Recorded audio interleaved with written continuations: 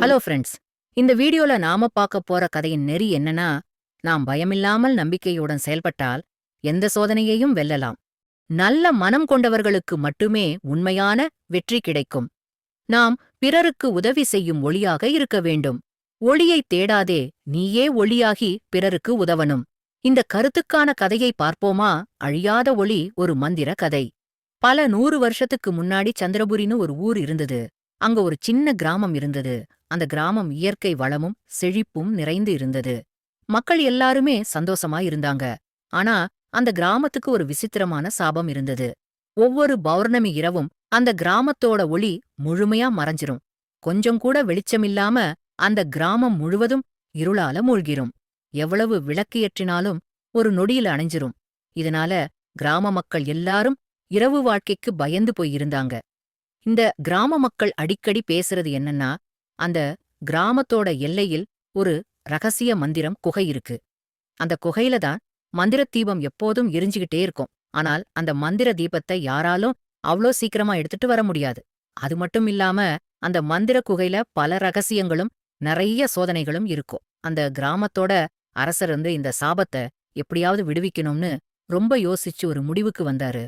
அந்த குகைக்கு போய் அந்த தீபத்தை கொண்டு வர யாரால முடியுதோ அவங்களுக்கு ராஜ்யத்தின் செல்வங்கள் பரிசாக கொடுப்பேன்னு அறிவிச்சாரு.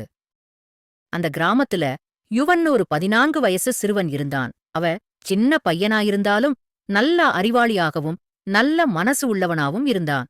மத்தவங்கள சந்தோஷமா எப்போதும் வச்சிருக்கணும்னு நினைப்பான். அந்த அரசரோட அறிவிப்பை கேட்ட யுவன், நான் இந்த சோதனையை எதிர்த்து கிராம மக்களுக்காக அந்த மந்திர தீபத்தை கொண்டு வாரேன் அப்படின்னு முடிவெடுத்தான். அவனோட பெற்றோர்கள் ரொம்ப தடுத்து பார்த்தாங்க. அந்த குகை ரொம்ப ஆபத்து, எங்களை விட்டு போயிட்டு நீ திரும்பி வரலேனா நாங்கள் எவ்வளவு கஷ்டப்படுவோம் என்று சொன்னாங்க. யுவன் ஆனாலும் அவனுடைய குறிக்கோளை மாத்தல. நம்ம பயப்படாம நல்லது செய்யும்போது கடவுளும் நமக்கு துணையா இருப்பாங்க. நீங்க கவலைப்படாதீங்க, நான் போயிட்டு பத்திரமா திரும்பி வந்துருவேன்னு சொல்லிட்டு பயணத்தை தொடங்க ஆரம்பிச்சான். மாய குகைக்குள்ள போக ஆரம்பிச்சான். முதல்ல வெளியிலிருந்து பார்க்கும்போது சாதாரண குகை மாதிரி தான் தெரிஞ்சது.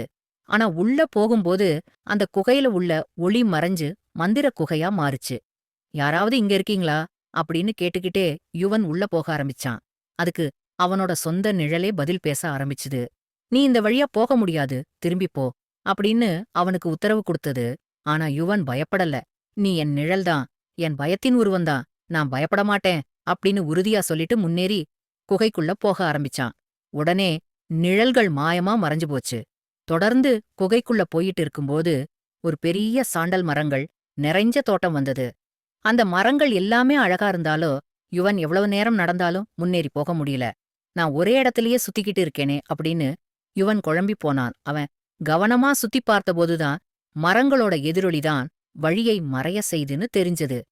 இந்த மரங்கள் அவனை ஏமாற்றுவத புரிஞ்சுகிட்டான். நேரா போகாம மாற்று வழியில போனா அந்த மாயங்கள் கலைந்து போச்சு. இந்த 2வது சோதனைய கடந்து முன்னோக்கிப் போக ஆரம்பிச்சான். இப்போ யுவன் ஒரு பாறைக்கு அடியில போயிட்டான். அங்க மிகப்பெரிய அரக்கன் இருந்தான். அவன் சிறுவனை பார்த்து சிரித்தான். நீ என்னோட மந்திர தீபத்தை எடுத்துட்டு போக முடியாது.